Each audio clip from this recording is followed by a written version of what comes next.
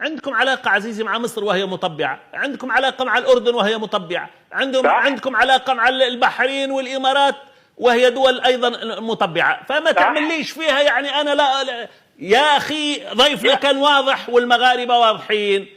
اسمعني أكمل الفكرة. اجلسوا على الطاولة، سأعود إليك فقط أكمل الفكرة يا رجل.